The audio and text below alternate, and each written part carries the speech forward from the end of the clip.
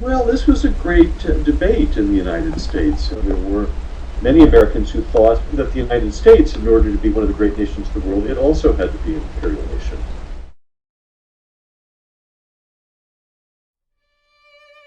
Which say it be, nation or empire?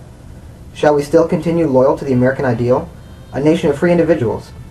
Or shall we renounce our principles of equality and liberty, and engage in conquest for commercial advantage, in colonial government of aliens' independence, and in military dominion over subject races? Philip S. Foner, The Anti-Imperialist Reader.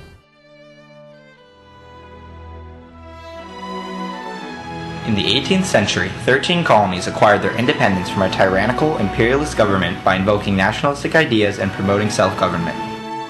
By the end of his presidential term, George Washington warned his nation to avoid involvement with European affairs in his farewell address. This, in addition to President Monroe's doctrine, set the U.S. on a course of internal growth. However, the once sheltered nation had emerged as a hegemonic world power that stands to this day. By the end of the Spanish-American War, it was clear that the American people had a domestic schism between foreign interventionism and anti-imperialism. The anti-imperialist argument, although unsuccessful, was nationally beneficial, morally justified, and protected America's founding principles of life, liberty, and the pursuit of happiness. There's a certain fascination with being an empire, and whether it's for Rome or for Britain or for the United States. Well, it's, people enjoy being on the top. They enjoy hegemony. Ruling groups justify themselves with this. In 1898, the USS Maine was destroyed while stationed at a harbor in Havana, Cuba. The U.S. took this opportunity to conflict with the Spanish Empire for control of areas such as Cuba, Puerto Rico, and the Philippines, following the Progressive Creed to protect America by offensive means. By examining the placement of military orders before the war, America's true motivations become apparent. Without consenting to his superior, Assistant Secretary of the Navy Theodore Roosevelt sent a message through the official wire to Pacific Naval Admiral George Dewey, ordering the immediate invasion of Manila Bay in the Philippines, the destruction of the Spanish fleet, and the capture of all Philippine lands. General Emilio Aguinaldo, the leader of the Philippine resistance, originally allied with the United States as partners against the Spanish, but tension soon arose as autonomy-seeking Filipinos made a realization that the United States forces were not leaving. Rather, they were expanding their rule from Manila Bay, the outskirts of the Philippine archipelago. The insurgents demanded national independence from the United States government, but responded with frequent attacks from American troops. However, as tumult subsided, insurrectionists were forced into hiding. Though this invasion of the Philippines was intended to relieve the pressures of Spanish control from the native peoples, it actually sparked a conflict of ideas between the progressive imperialists and the idealistic anti-imperialists. The Massachusetts Reform Club was created by Moorfield Story for the purpose of exposing imperialist motives and actions in the new territories to the public, focusing on the fact that they did not grant independence to the Philippines at the end of the Spanish-American War. An additional 10,000 people took part in the founding of the League in Chicago, later that year creating the Anti-Imperialist Platform. We hold that the policy known as imperialism is hostile to liberty and tends toward militarism, an evil from which it has been our glory to be free. We maintain that governments derive their just powers from the consent of the governed.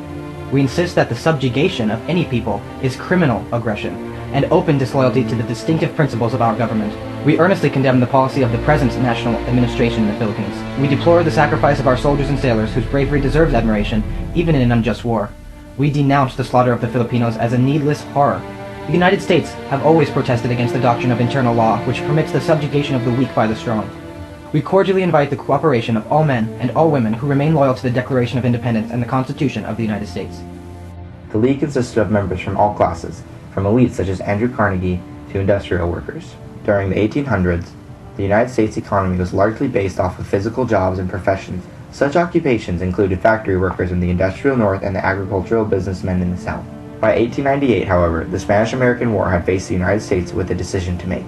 Should the United States acquire new lands, citizens, and economy while risking additional competition for the formerly established businesses? The anti-imperialists, who had a large backing from the working class, argued that the acquisition of foreign lands would place undue stress on the workers and force a large amount of American citizens out of work to be replaced by the cheaper labor opportunities overseas. Similar to the nativist movement earlier in the century, the Anti-Imperialist League was concerned with the idea that foreign areas and populations would be given the right to trade and do business with the United States without protective tariffs for imports and exports. In addition, the sugar businesses of the southern United States saw the possibility of large amounts of sugarcane imports from tropical areas such as the Philippines and Hawaii as detrimental because of competition over pricing.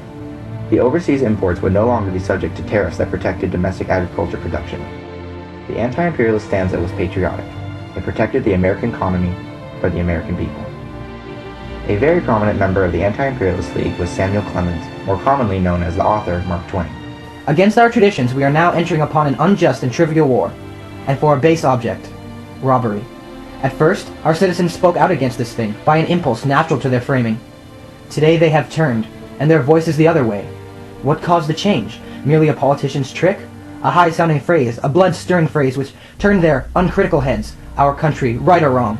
An empty phrase, a silly phrase. It was shouted by every newspaper. It was thundered from the pulpit. And every man who failed to shout it, or who was silent, was proclaimed a traitor. One had to say, and keep on saying, our country, right or wrong, and urge on that little war. Have you not perceived that this phrase is an insult to the nation? Another popular argument found that imperialism was immoral and unjustifiable.